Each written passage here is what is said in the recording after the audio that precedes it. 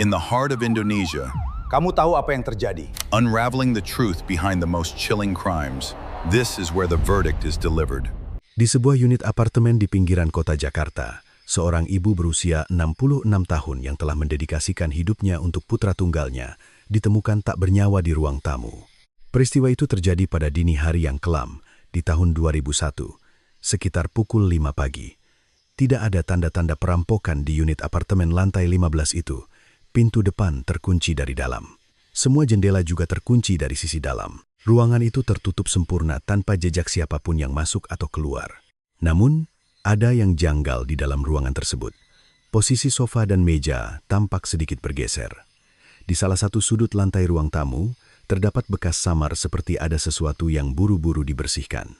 Bahkan seorang penyidik yang telah berpengalaman lebih dari 20 tahun dan menyaksikan banyak tempat kejadian perkara, TKP pun sontak menghentikan langkahnya saat memasuki ruangan itu.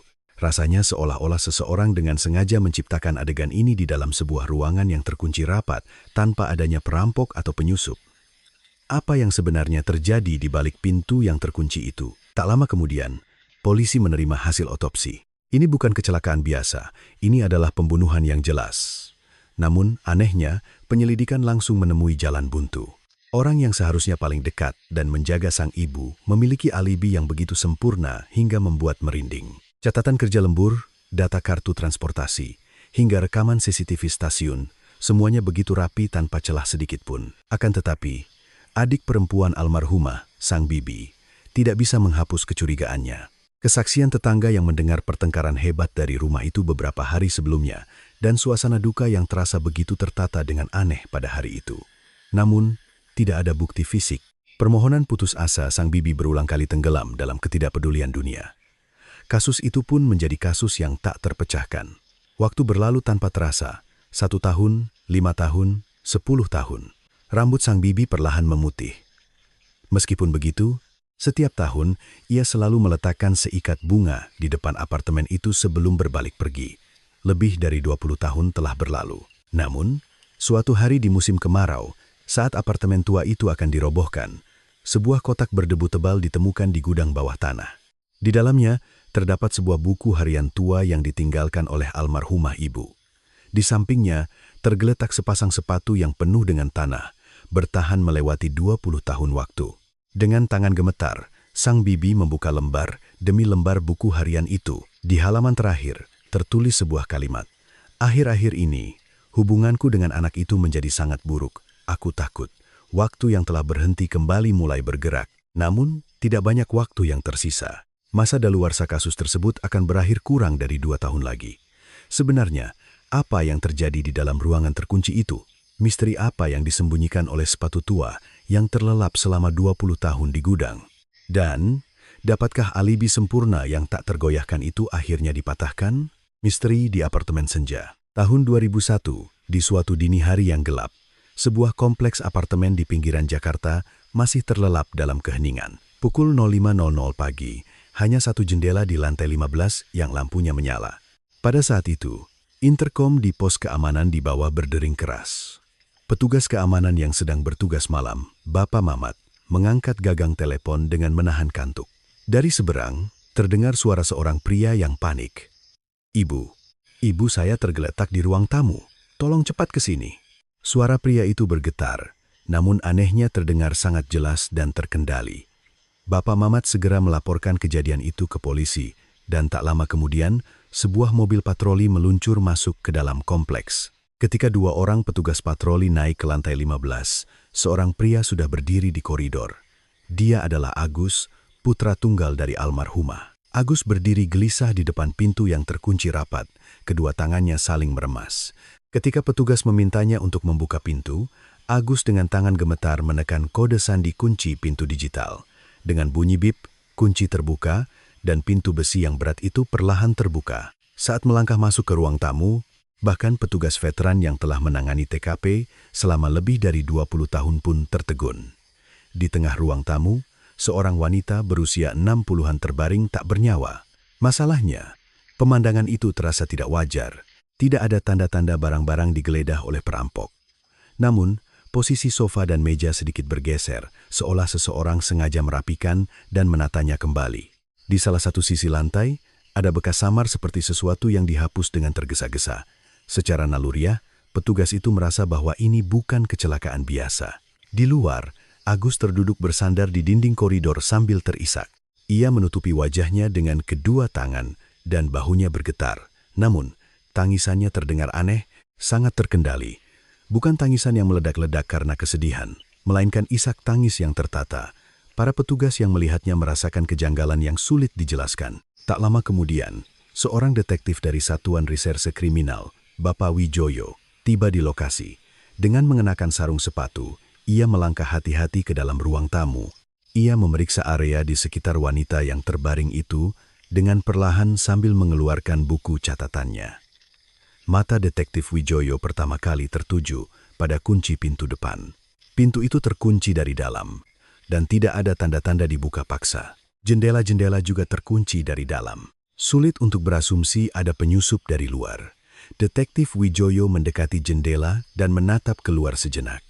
Di bawah lantai 15, taman apartemen terhampar dalam kegelapan. Ia kembali berbalik dan menyapu pandangannya ke seluruh penjuru ruang tamu. Tim identifikasi tiba dan mulai mengumpulkan sidik jari serta bukti-bukti mikro dari setiap sudut rumah. Blitz kamera terus-menerus menyala, mengabadikan perabotan yang bergeser dan bekas di lantai. Detektif Wijoyo keluar ke koridor dan dengan hati-hati menanyai Agus tentang situasinya. Sambil menyeka air mata, Agus mengatakan bahwa ia baru saja pulang setelah kerja lembur di kantor dan menemukan ibunya. Keterangan Agus sangat tenang dan tidak berubah, bahkan setelah diulang beberapa kali. Detektif Wijoyo mengangguk, namun ia tidak melewatkan ketenangan yang berlebihan itu dan mencatatnya di buku sakunya. Saat sedang berbicara, pandangan detektif Wijoyo tiba-tiba tertuju pada rak sepatu di samping pintu. Di antara sepatu-sepatu yang tertata rapi, sepasang sepatu olahraga tua yang penuh lumpur menarik perhatiannya. Sepatu kotor itu tampak tidak serasi dengan suasana rumah yang bersih dan rapi. Ketika detektif Wijoyo bertanya tentang sepatu itu, Agus menjawab bahwa ia memakainya saat mendaki gunung beberapa hari yang lalu. Jawaban Agus sama sekali tidak menunjukkan keraguan. Detektif Wijoyo menatap sepatu itu sejenak, lalu mengalihkan pandangannya tanpa menaruh curiga lebih jauh. Sepasang sepatu yang tampak sepele itu pun tetap berada di rak sepatu tanpa menarik perhatian siapapun hari itu. Di luar jendela, fajar mulai menyingsing. Di depan kompleks apartemen, warga yang mendengar kabar dan para wartawan mulai berdatangan. Para tetangga saling berbisik dengan wajah sedih. Mereka tidak percaya hal seperti ini bisa menimpa seorang ibu yang seumur hidupnya berkorban demi putra tunggalnya. Seorang tetangga wanita dengan mata berkaca-kaca mengatakan bahwa ibu itu adalah orang yang ramah dan sering membagikan makanan. Ia menambahkan bahwa tidak pernah sekalipun mendengar ada yang membicarakan hal buruk tentang wanita itu di lingkungan mereka. Rasa simpati publik pun dengan sendirinya tertuju pada Agus, sang putra yang kini sebatang kara. Agus terus menundukkan kepala saat menerima ucapan duka dari para tetangga. Namun, di dalam benak detektif Wijoyo yang meninggalkan lokasi, berbagai pertanyaan berkecamuk, perabotan yang bergeser, bekas yang dihapus, pintu yang terkunci dari dalam, dan seorang anak yang terlalu tenang. Tidak ada satupun yang bisa dijelaskan dengan gamblang. Sebelum masuk ke mobil patroli, detektif Wijoyo sekali lagi menengadah ke jendela lantai 15. Mengapa pelaku bersusah payah menata TKP seperti ini? Pertanyaan itu terasa berat seperti batu yang menekan dada detektif Wijoyo. Alibi sempurna dan dinding penyelidikan. 3 hari telah berlalu sejak kejadian. Di kantor Satuan Reserse Kriminal, suasana terasa berat sejak pagi hari. Detektif Wijoyo, yang semalaman tidak bisa tidur nyenyak, menerima laporan hasil otopsi. Tangannya berhenti di satu titik saat membalik-balik dokumen itu. Hasilnya sesuai dengan dugaannya. Kematian sang ibu bukanlah kecelakaan, melainkan pembunuhan yang jelas. Detektif Wijoyo menunjuk bagian yang mencantumkan perkiraan waktu kematian dengan jarinya dan menatapnya lama. Waktu tersebut secara janggal tidak cocok dengan alibi Agus yang mengaku sedang kerja lembur di kantornya. Detektif Wijoyo meletakkan berkas itu dan segera menuju ke perusahaan tempat Agus bekerja. Di sana, ia memeriksa satu persatu catatan keluar masuk dan daftar lembur Agus. Tercatat dengan jelas bahwa Agus berada di kantor hingga larut malam pada hari kejadian. Beberapa rekan kerja yang lembur bersamanya juga memberikan kesaksian bahwa mereka melihat Agus di kantor hari itu. Selanjutnya, Detektif Wijoyo memeriksa riwayat penggunaan kartu transportasi Agus. Pada malam kejadian, kartu transportasi Agus tercatat digunakan di stasiun kereta dekat kantornya. Rekaman kamera yang terpasang di stasiun juga dengan jelas menunjukkan sosok Agus melewati gerbang tiket. Semua catatan cocok dengan pernyataan Agus tanpa selisih sedikit pun. Kembali ke kantor, Detektif Wijoyo membentangkan semua data di atas mejanya dan melipat tangan. Tidak peduli seberapa sering ia memeriksanya, tidak ada satupun bukti yang menunjukkan Agus berada di rumah pada waktu itu. Penyelidikan membentur tembok tebal sejak awal. Suatu hari, sebuah kesaksian tak terduga muncul. Seorang tetangga wanita yang tinggal satu lantai dengan almarhumah ibu datang ke kantor polisi dengan hati-hati. Wanita itu meremas-remas sapu tangannya dan lama terdiam. Setelah Detektif Wijoyo menunggunya dengan sabar, wanita itu akhirnya angkat bicara. Beberapa hari sebelum kejadian, saya mendengar ibu dan anak itu bertengkar hebat. Wanita itu mengatakan bahwa suara teriakan yang terdengar dari balik dinding hari itu tidak biasa. Tatapan Detektif Wijoyo seketika menajam. Berdasarkan kesaksian ini, ia kembali memanggil Agus ke kantor polisi. Agus masuk ke ruang interogasi dengan penampilan yang masih rapi. Detektif Wijoyo duduk di seberangnya dan dengan hati-hati menanyakan hubungannya dengan sang ibu. Agus menatap keluar jendela sejenak, lalu menjawab dengan tenang, "Hubungan saya dan ibu baik-baik saja. Kadang memang ada perbedaan pendapat kecil, tapi hanya itu." Suara Agus tidak goyah sedikit pun. Tidak peduli bagaimana Detektif Wijoyo mengubah arah pertanyaannya, Agus hanya mengulangi jawaban yang sama seolah sudah disiapkan sebelumnya. Melihat punggung Agus yang meninggalkan ruang interogasi, Detektif Wijoyo merasakan kekesalan yang tak terlukiskan. Namun, ada satu fakta yang tidak diketahui oleh siapapun di tim investigasi saat itu. Di balik kesempurnaan Agus, ada sebuah bayangan yang telah dipersiapkan dengan cermat sejak lama. Mundur beberapa hari sebelum kejadian, di parkiran bawah tanah apartemen, Agus diam-diam mendekati Pak Mamat, petugas keamanan yang juga merangkap sebagai pengelola fasilitas. Pak Mamat, yang dari luar tampak jujur, sebenarnya terlilit utang judi yang sudah lama. Di saat Pak Mamat tidak bisa tidur nyenyak karena dikejar penagih utang, Agus dengan tenang mengulurkan tangan. Agus menawarkan untuk melunasi semua utang Pak Mamat. Awalnya Pak Mamat waspada, namun hatinya perlahan goyah di hadapan uang yang ada di depannya. Selama beberapa hari, Agus perlahan membangun hubungan dengan Pak Mamat, dan segera setelah kejadian itu, Agus bertindak dengan sangat dingin. Ia kembali menemui Pak Mamat dan memerintahkannya untuk menghapus rekaman kamera parkiran bawah tanah pada jam-jam tertentu. Pak Mamat yang sudah menerima uang tidak bisa menolak. Ia membuat rekaman pada jam tersebut kosong selama sekitar 1 menit, seolah-olah itu adalah kesalahan yang sering terjadi pada peralatan tua. Sementara itu, di kantor polisi, Detektif Wijoyo sedang memutar ulang rekaman kamera parkiran bawah tanah, frame by frame. Di tengah pekerjaan yang membosankan itu, tangannya tiba-tiba berhenti. Sebuah bagian kosong di mana layar tiba-tiba terputus selama tepat 1 menit pada malam kejadian menarik perhatiannya. Detektif Wijoyo segera menghubungi kantor pengelola dan memanggil Pak Mamat. Dengan wajah datar, Pak Mamat berdalih bahwa itu adalah kesalahan yang sering terjadi karena peralatan yang sudah tua. Namun, ketika ditanya tentang kekosongan 1 menit itu, Pak Mamat terlihat gugup dan bicaranya menjadi tidak jelas. Detektif Wijoyo tidak melewatkan ekspresi canggung Pak Mamat. Tetapi itu tidak bisa disebut sebagai bukti tim investigasi, pan hanya bisa membuang-buang waktu di hadapan alibi yang tampak sempurna. Lebih buruk lagi, arus Wemiao pun mulai menggalir di internal tim investigasi. Seorang atasan memanggil Detektif Wijoyo secara pribadi dan mengatakan bahwa tidak pantas menekan seorang anak yang sedang berduka. Ia kemudian memberikan tekanan halus dengan menyarankan agar kasus ini disimpulkan sebagai kecelakaan. Detektif Wijoyo keluar dari ruangan tanpa bisa menjawab apa-apa. Larut malam, sendirian di kantor, Detektif Wijoyo menatap lama foto jeda 1 menit yang ada di mejanya. Banyak detektif yang telah tertipu dan menyerah pada alibi sempurna itu, tetapi hanya Detektif Wijoyo yang menanamkan jeda 1 menit itu jauh di dalam hatinya. Waktu yang berlalu dan kebenaran yang tertidur. 8 bulan telah berlalu. Selama 2 musim berganti, kasus ini tidak maju sedikit pun. Tim investigasi yang akhirnya tidak berhasil menemukan bukti kuat terpaksa mengikuti keputusan dari atasan. Kasus kematian sang ibu akhirnya diklasifikasikan sebagai kasus yang tidak terpecahkan atau cold case. Detektif Wijoyo memegang map kasus yang tebal itu dan berdiri termenung cukup lama. Kemudian, dengan langkah berat, ia menuju lemari kabinet tempat berkas-berkas kasus tak terpecahkan disimpan. Ia memasukkan map itu ke bagian paling dalam kabinet dan menutup pintu besinya. Suara kleng bergema keras di ruang arsip yang kosong. Pada saat itu, Agus sedang mengemasi barang-barang dari apartemen atas nama almarhumah ibunya. Bersama para pekerja dari jasa pindahan, ia berkeliling rumah untuk mengumpulkan barang-barangnya. Pakaian, perabotan, dan barang-barang pribadi satu persatu dimasukkan ke dalam kardus dan diangkut keluar. Agus hanya mengurusi barang-barangnya sendiri dengan teliti dan memuatnya ke dalam truk. Namun, ada satu tempat yang luput dari perhatian Agus, yaitu gudang bersama yang terletak di rubanah apartemen. Di salah satu sudut gudang itu, masih tersimpan barang-barang yang telah lama dirapikan oleh almarhumah ibunya.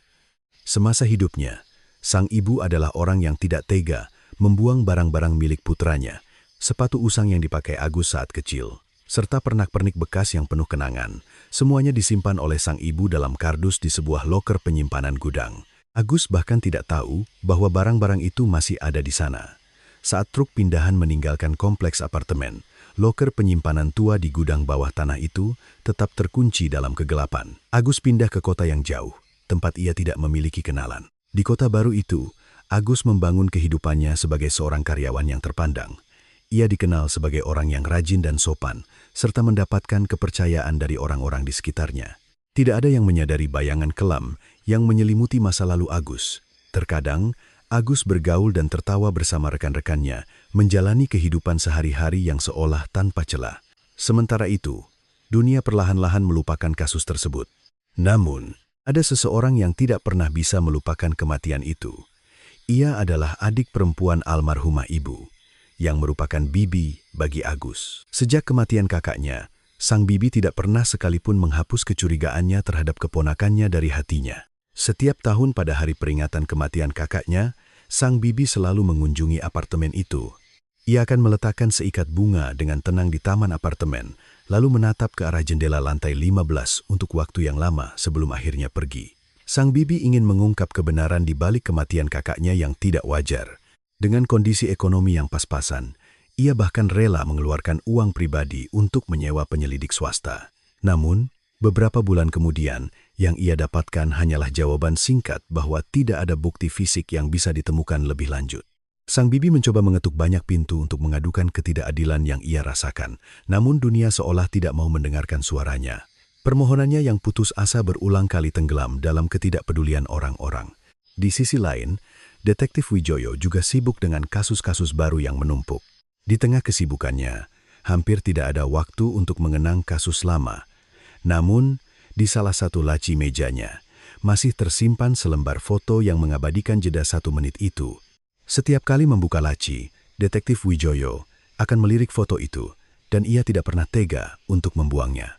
Seiring berjalannya waktu, orang-orang yang mengingat kasus itu semakin berkurang. Di antara para tetangga pun, tragedi hari itu perlahan menjadi cerita lama yang kabur. Waktu terus berlalu tanpa peduli. Kehidupan sang ibu yang tertidur dalam ketidakadilan, dan kehidupan sang anak yang berjalan seolah tidak terjadi apa-apa, menempuh jalan yang berbeda. Di saat Agus tertidur nyenyak di kota barunya, sang bibi masih menangis di depan foto kakaknya. Tanpa terasa, rambut sang bibi telah memutih. Namun, setiap tahun ia tetap berada di tempat yang sama, menahan berlalunya waktu yang kejam itu. Warna bunga yang diletakkannya di taman telah berganti lebih dari 20 kali. Begitulah, lebih dari 20 tahun waktu yang panjang telah berlalu. Kasus yang sepertinya tidak akan pernah diungkap kembali itu, tertidur lelap di dalam kabinet yang dalam dan seolah berhenti. Namun, tidak ada kebenaran yang bisa terkubur selamanya di dunia ini. Dari tempat yang jauh, sebuah gerakan kecil yang akan memutar kembali roda gigi yang telah berhenti itu, perlahan-lahan mendekat. Buku harian tua dan sepatu berlumpur. Lebih dari 20 tahun kemudian, pada suatu hari di musim semi, kompleks apartemen tua tempat almarhumah ibu tinggal akhirnya ditetapkan untuk dibangun kembali. Bangunan-bangunan tua itu akan segera dirobohkan, dan persiapan pembongkaran sedang berlangsung di seluruh kompleks. Para pekerja mulai mengeluarkan barang-barang dari gudang bawah tanah yang telah lama terbengkalai. Akhirnya, sebuah loker penyimpanan umum yang telah terlelap dalam kegelapan selama lebih dari 20 tahun pun tersentuh oleh tangan manusia. Seorang pekerja pembongkaran membuka loker tua yang tertutup debu tebal. Di dalamnya, terdapat sebuah kotak kardus tua yang warnanya telah pudar oleh waktu. Pekerja itu membuka kotak dan menemukan sebuah buku catatan tua serta setumpuk surat tulisan tangan. Itu adalah buku harian yang semasa hidupnya disimpan oleh almarhumah ibu di sana. Di dalam kotak yang sama, ada satu barang lain. Sepasang sepatu mendaki gunung tua yang penuh dengan tanah. Sepatu yang tidak tega dibuang oleh almarhumah ibu dan disimpannya itu masih ada di sana, utuh setelah melewati 20 tahun. Pekerja itu memberitahukan alamat lama yang tertera di kotak kepada pengelola. Pengelola mencari di buku catatan penduduk lama dan menemukan nomor kontak keluarga yang tersisa. Orang yang berhasil dihubungi adalah adik perempuan almarhumah ibu, sang bibi. Mendengar kabar itu, sang bibi segera berlari ke apartemen. Dengan tangan gemetar, ia menerima buku harian tua itu. Saat ia dengan hati-hati membuka halaman pertama, tulisan tangan kakaknya yang telah lama tiada terbentang di hadapannya. Buku harian itu penuh dengan catatan tentang luka-luka dari sejarah keluarga yang sulit yang dialami Agus saat masih kecil, dan berlanjut dengan catatan konflik mendalam yang menumpuk antara ibu dan anak yang telah dewasa, diurutkan berdasarkan tanggal, halaman demi halaman. Sang bibi terlambat menyadari beban hati yang dipikul kakaknya seorang diri. Tangan sang bibi yang membalik-balik buku harian itu berhenti mendadak pada tanggal beberapa hari sebelum kejadian. Di halaman itu tertinggal sebuah kalimat pendek, namun dingin sebagai catatan terakhir.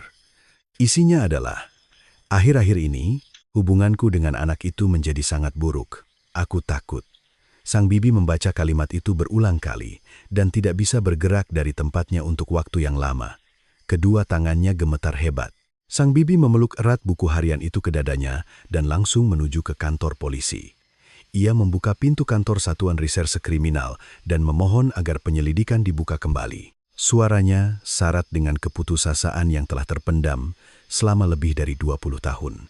Dan kebetulan, di sana duduk Detektif Wijoyo, yang seiring berjalannya, waktu telah menjadi kepala tim reserse. Detektif Wijoyo menerima buku harian tua yang disodorkan oleh wanita tua berambut putih itu tanpa berpikir panjang.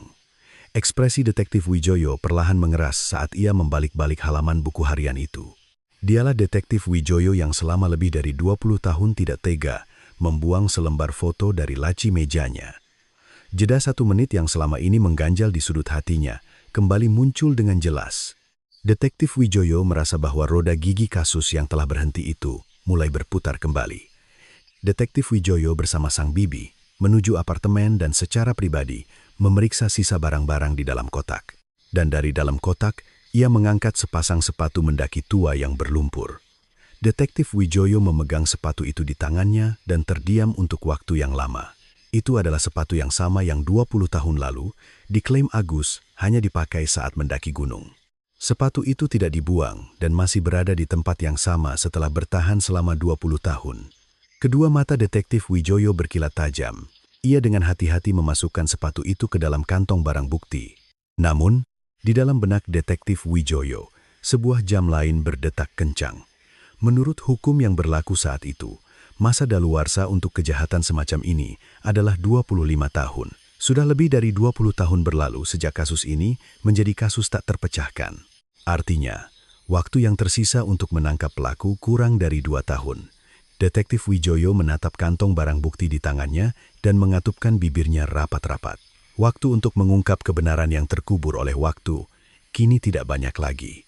Pertarungan melawan waktu. 3 minggu telah berlalu sejak penyelidikan ulang dimulai atas permohonan sang bibi. Sebuah tim investigasi khusus dibentuk di Satuan Reserse Kriminal, dipimpin oleh Detektif Wijoyo. Ia memutuskan untuk menjadikan buku harian almarhumah ibu sebagai bukti tidak langsung yang utama. Tim investigasi memanggil Agus ke kantor polisi dengan status sebagai saksi. Setelah lebih dari 20 tahun, Agus yang kini berhadapan kembali dengan polisi telah memasuki usia paruh baya. Namun, wajahnya masih tetap tenang dan rapi. Duduk di kursi ruang interogasi, Agus menatap Detektif Wijoyo dengan ekspresi datar. Meskipun waktu telah berlalu, ketenangannya yang berlebihan itu tidak berbeda sedikit pun dari 20 tahun yang lalu. Detektif Wijoyo mempertaruhkan segalanya pada penyelidikan ulang kali ini. Hal-hal yang 20 tahun lalu tidak terbayangkan, kini menjadi mungkin berkat kemajuan teknologi. Detektif Wijoyo mengirimkan rekaman kamera parkiran bawah tanah, jeda 1 menit yang menjadi masalah itu, ke Pusat Laboratorium Forensik Puslap 4. Ia meminta agar jeda yang selama lebih dari 20 tahun mengganjal di hatinya itu direstorasi secara presisi. Pada saat yang sama, Detektif Wijoyo juga mengirimkan sepatu mendaki tua yang ditemukan di gudang ke Puslap 4. Permintaannya adalah untuk menganalisis secara presisi komposisi tanah yang tersisa di sol sepatu. Namun, peneliti yang bertugas memberitahukan kepada Detektif Wijoyo bahwa prosesnya akan memakan waktu lama. Karena sampel sudah sangat tua, berumur 20 tahun, dibutuhkan waktu beberapa bulan hingga hasilnya keluar. Detektif Wijoyo hanya bisa menahan kegelisahannya dan menunggu hasilnya. Sementara itu, kabar tentang penyelidikan ulang segera sampai ke telinga Agus. Merasa tertekan, Agus segera bergerak. Ia menyewa tim pengacara dari sebuah firma hukum besar yang mahal. Para pengacara segera menyerang buku harian itu. Mereka berargumen bahwa buku harian itu hanyalah keluh kesah sepihak dari seorang wanita tua yang telah tiada. Logikanya adalah, buku itu tidak memiliki bobot sebagai bukti langsung yang membuktikan kematian pada hari itu. Para pengacara tidak berhenti di situ dan mulai memanfaatkan media. Pihak pengacara secara diam-diam membocorkan cerita kepada wartawan. Sebuah bingkai cerita diciptakan bahwa seorang bibi tua yang dilanda kesedihan selama lebih dari 20 tahun menuduh seorang pria paruh-baya yang tidak bersalah sebagai pelaku. Beberapa media menerima cerita itu dan menerbitkan artikel-artikel sensasional. Opini publik perlahan-lahan berpihak pada Agus. Begitulah, beberapa bulan waktu menunggu hasil analisis Puslap 4 berlalu begitu saja. Selama itu, waktu yang tersisa hingga masa daluarsa berakhir menyusut menjadi sekitar 1 tahun. Setiap kali membalik kalender, hati Detektif Wijoyo terasa kering kerontang. Ia memutuskan bahwa ia tidak bisa hanya menunggu hasilnya. Detektif Wijoyo teringat pada Pak Mamat, petugas keamanan yang 20 tahun lalu menghalangi penyelidikan. Ia mulai melacak keberadaan Pak Mamat. Ternyata, Pak Mamat sudah lama berhenti bekerja dan mengasingkan diri di sebuah desa terpencil. Detektif Wijoyo menempuh perjalanan jauh untuk menemukan rumah tua tempat Pak Mamat tinggal. Wajah Pak Mamat yang membuka pintu telah dipenuhi kerutan waktu. Detektif Wijoyo yakin bahwa Pak Mamat masih menyembunyikan sesuatu tentang jeda 1 menit itu. Ia mulai melacak jejak uang yang beredar di sekitar Pak Mamat 20 tahun yang lalu. Detektif Wijoyo menemukan fakta bahwa utang judi Pak Mamat yang sudah lama tiba-tiba lunas setelah kejadian itu. Di ujung jejak pelunasan utang itu, bayangan Agus samar-samar terlihat. Detektif Wijoyo membawa catatan keuangan itu dan kembali menemui Pak Mamat, duduk berhadapan dengannya dalam diam. Awalnya, Pak Mamat mengelak dan mengatakan tidak tahu apa-apa. Namun, di hadapan catatan pelunasan utang yang disodorkan Detektif Wijoyo, tangan Pak Mamat mulai gemetar terlihat jelas. Detektif Wijoyo tidak terburu-buru dan dengan tenang terus mendesaknya. Setelah lama terdiam, Pak Mamat akhirnya angkat bicara dengan berat. Ia mulai mengakui sedikit demi sedikit bahwa ia telah menerima uang dari Agus 20 tahun yang lalu dan memanipulasi rekaman kamera. Jantung Detektif Wijoyo berdebar kencang. Akhirnya, ia mendapatkan petunjuk penting untuk menjerat Agus.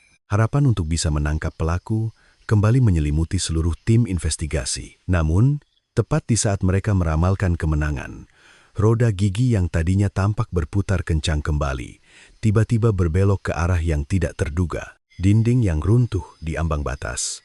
Hanya 3 hari setelah mendapatkan kesaksian krusial dari Pak Mamat, sebuah kabar mendesak datang ke kantor tim investigasi. Pak Mamat, saksi kunci yang akan menjerat Agus, tiba-tiba mengubah sikapnya. Ketika Detektif Wijoyo kembali menemuinya, Pak Mamat bahkan tidak mau menatap matanya. Ia mengalihkan pembicaraan dengan mengatakan bahwa ingatannya saat itu tidak jelas. Kemudian, ia sepenuhnya membalikkan kesaksiannya, menyangkal telah menerima uang dari Agus atau memanipulasi rekaman video.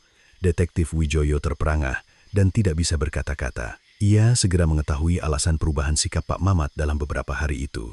Tim pengacara Agus secara diam-diam telah menghubungi Pak Mamat yang sudah pensiun. Mereka menemuinya secara pribadi dan menjanjikan sejumlah besar uang damai serta perlindungan hukum.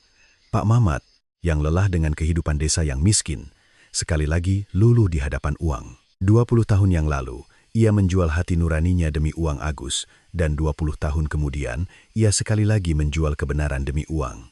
Lebih buruk lagi, serangan dari pihak Agus tidak berhenti di situ. Kali ini, tim pengacara dengan gigih menyerang buku harian almarhumah ibu. Mereka berargumen bahwa isi buku harian itu terlalu pendek dan sepihak. Logikanya adalah, itu hanyalah keluh kesah seorang wanita tua yang tidak memiliki kaitan langsung dengan kematian pada hari itu. Para pengacara terus menekan dengan keras bahwa buku harian itu tidak memiliki kekuatan sebagai bukti. Opini publik yang sebelumnya berpihak pada Agus kembali bergejolak hebat mendengar berita ini. Beberapa media secara terang-terangan mengkritik tim investigasi, menuduh bahwa penyelidikan ulang yang dipaksakan telah mengganggu kehidupan seorang warga biasa selama lebih dari 20 tahun. Di bawah artikel-artikel itu, berderet komentar-komentar dingin yang ditujukan kepada Detektif Wijoyo dan sang bibi. Petinggi di kejaksaan pun tidak bisa menyembunyikan rasa terbebani mereka. Seorang pejabat memanggil Detektif Wijoyo dan menekannya untuk tidak memaksakan diri dalam situasi di mana masa daluarsa akan berakhir kurang dari setahun lagi. Detektif Wijoyo merasa seperti berdiri di depan tembok yang buntu di semua sisi. Malam itu, ia duduk sendirian di kantornya tanpa menyalakan lampu untuk waktu yang lama. Saksi telah berbalik dan satu-satunya bukti fisik, buku harian itu, kini goyah. Waktu terus berjalan dengan cepat, sementara apa yang ada di tangannya satu persatu terlepas. Detektif Wijoyo menghela napas berat dan menutupi wajahnya dengan kedua tangan. Tepat pada saat itu, pintu kantor terbuka pelan. Sang bibi yang berambut putih datang menemui Detektif Wijoyo sambil membawa sepucuk surat tua. Tanpa berkata apa-apa, sang bibi meletakkan surat itu di depan Detektif Wijoyo. Itu adalah surat tulisan tangan yang ditinggalkan oleh almarhumah ibu semasa hidupnya. Surat itu berisi curahan hati seorang ibu yang penuh dengan kekecewaan dan kekhawatiran terhadap putranya. Itu adalah jejak cinta keibuan yang begitu dalam, yang bahkan tidak tega membuang sepatu usang putranya dan menyimpannya. Detektif Wijoyo menatap surat itu untuk waktu yang lama, matanya memerah saat membaca surat itu. Detektif Wijoyo bangkit dari tempatnya dalam diam. Ia menyadari bahwa ia tidak boleh hanya bergantung pada saksi yang goyah dan buku harian yang mudah diperdebatkan. Detektif Wijoyo memutuskan untuk mempertaruhkan segalanya pada bukti fisik yang hanya bisa diungkapkan oleh sains. Ia begadang semalaman untuk kembali menghubungi Puslap 4. Detektif Wijoyo dengan sungguh-sungguh meminta agar analisis komposisi tanah pada sepatu gunung dan restorasi rekaman kamera diproses lebih dulu dari yang lain. Itu adalah perjuangan terakhir untuk mengejar waktu yang terus berjalan menuju masa daluarsa. Sementara itu, Agus tampak santai seolah sudah yakin akan menang. Ia bahkan tersenyum tipis saat duduk bersama para pengacaranya. Sikap santai Agus yang kurang ajar itu justru semakin mengasah semangat juang Detektif Wijoyo dan tim investigasi. Tim investigasi menggertakkan gigi dan hanya bisa menunggu hasil dari Puslap 4. Kekhawatiran bahwa pelaku akan kembali lolos membuat semua orang yang menyaksikannya merasa sangat cemas. Di tengah penantian yang penuh keputusasaan itu, pada suatu pagi, tepat 10 hari sebelum masa daluarsa berakhir, sebuah laporan hasil analisis dari Pusat Laboratorium Forensik tiba. Kepingan terakhir terungkap. Pagi itu, 10 hari sebelum masa daluarsa kasus berakhir, Detektif Wijoyo membuka laporan hasil analisis dari Puslap 4 dengan tangan gemetar. Matanya terbelalak saat membaca halaman pertama. Itu adalah hasil analisis mengenai komposisi tanah yang terdeteksi di sol sepatu gunung tua. Komposisi tanah tersebut mengandung mineral dan unsur tumbuhan spesifik yang hanya ditemukan di taman apartemen tempat kejadian perkara pada hari itu. Hasilnya menunjukkan bahwa kedua komposisi itu cocok 100%. Ini adalah bukti fisik yang secara langsung membantah pernyataan Agus 20 tahun yang lalu. Agus berdalih bahwa ia hanya memakai sepatu itu saat pergi mendaki gunung. Namun, tanah di sol sepatu itu dengan jelas bersaksi bahwa Agus telah menginjak taman apartemen itu pada malam kejadian. Detektif Wijoyo segera memanggil kembali Agus dan menyodorkan hasil analisis ini. Terpojok, pihak Agus berusaha membela diri mati-matian. Agus mengklaim bahwa ia hanya kebetulan lewat di dekat taman dengan sepatu itu, dan hal tersebut tidak ada hubungannya dengan kematian ibunya. Agus dan para pengacaranya hanya berpegang pada satu hal, tanah itu. Agus berusaha untuk tidak goyah dan mengatupkan bibirnya rapat-rapat. Tepat pada saat itu, laporan hasil analisis kedua dari Puslap 4 sampai ke tangan Detektif Wijoyo. Jeda 1 menit yang selama lebih dari 20 tahun menusuk hati detektif Wijoyo akhirnya berhasil dipulihkan. Sebagian dari video yang hilang itu hidup kembali. Dalam layar yang berhasil dipulihkan, terekam dengan jelas sebuah mobil yang diduga milik Agus memasuki area parkir bawah tanah dalam rentang waktu 1 menit itu. Inilah momen di mana dua keping bukti, tanah dan video, saling mengunci. Alibi Agus yang tadinya tampak sempurna berkat catatan kerja dan kartu transportasi, hancur berkeping-keping dalam sekejap. Untuk pertama kalinya, ketenangan yang selama ini terpancar dari wajah Agus lenyap. Di hadapan bukti-bukti ini, orang pertama yang runtuh adalah Pak Mamat yang mengasingkan diri di desa.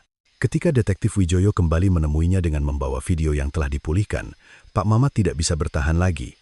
Ia akhirnya mengakui bahwa 20 tahun yang lalu ia telah menerima uang dari Agus dan memanipulasi video. Ia juga mengakui semuanya, termasuk bagaimana ia goyah oleh bujukan tim pengacara beberapa waktu lalu dan membalikkan kesaksiannya.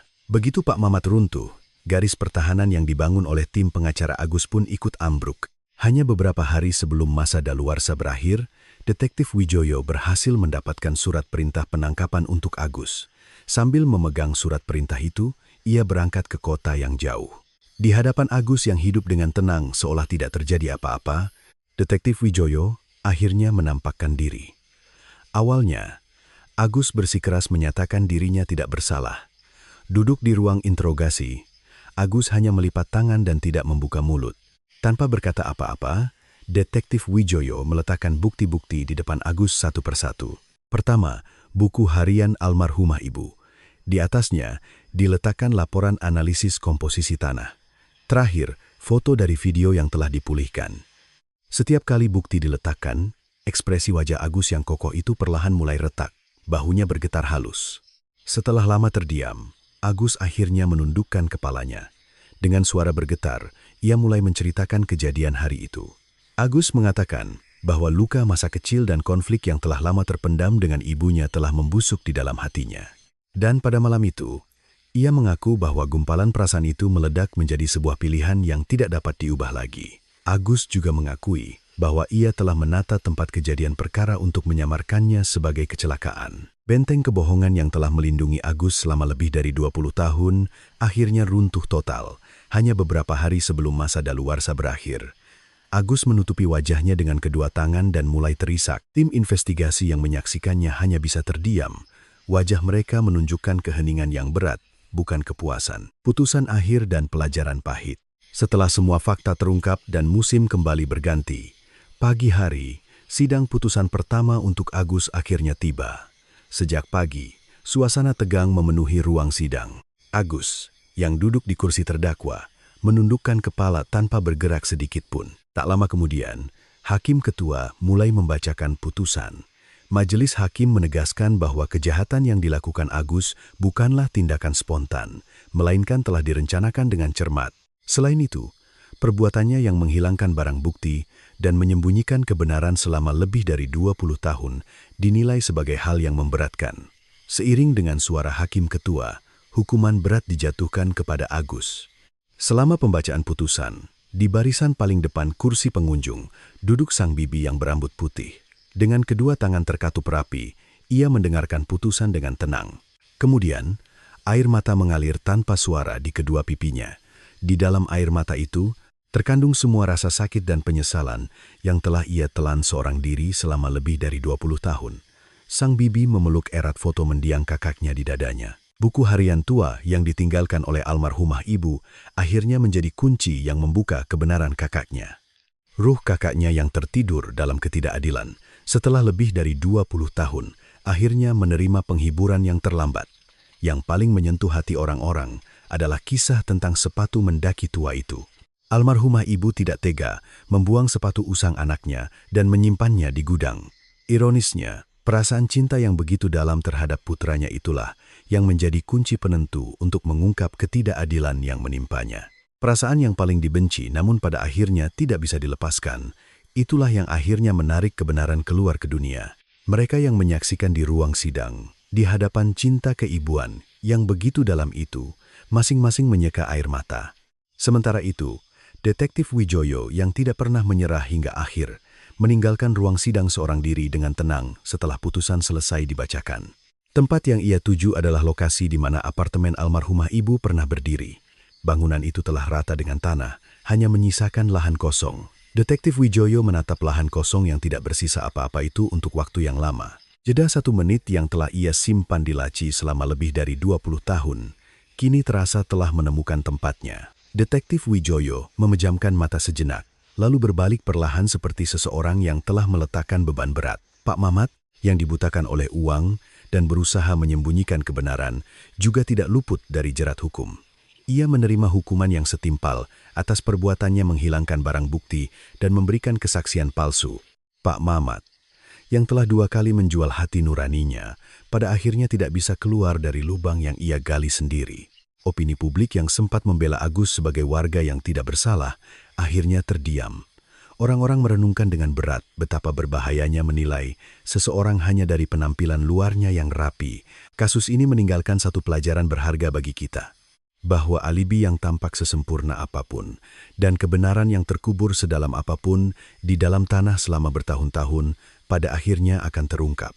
Bahkan di saat-saat terakhir sebelum masa daluarsa berakhir, kebohongan kehilangan kekuatannya di hadapan sains dan kegigihan satu orang. Di saat yang sama, kisah ini juga mengandung sebuah peringatan yang dingin. Luka dan dendam sedalam apapun tidak pernah bisa membenarkan tindakan merenggut nyawa seseorang. Konflik yang membusuk di dalam hati harus segera diselesaikan sebelum malapetaka datang. Kini, di lahan kosong itu, hanya angin musim semi yang berhembus pelan. Tidak ada kejahatan yang sempurna di dunia ini. Dan kebenaran, tidak peduli berapa lama waktu yang dibutuhkan, pada akhirnya pasti akan menunjukkan wajah aslinya. Kebenaran yang seolah akan terkubur selamanya, setelah melewati 20 tahun yang panjang, akhirnya terungkap ke dunia.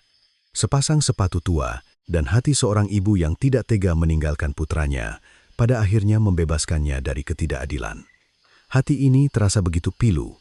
Di dunia ini, ada hal-hal yang tidak bisa disembunyikan meskipun berusaha keras, dan ada hal-hal yang tidak akan terhapus meskipun waktu telah berlalu lama, yaitu kebenaran dan cinta orang tua kepada anaknya. Semoga gumpalan perasaan dalam hubungan yang dekat tidak ditunda-tunda, melainkan diselesaikan saat itu juga dengan kata-kata yang hangat. Semoga kisah hari ini menjadi momen untuk sekali lagi mengingat wajah keluarga terkasih di samping Anda.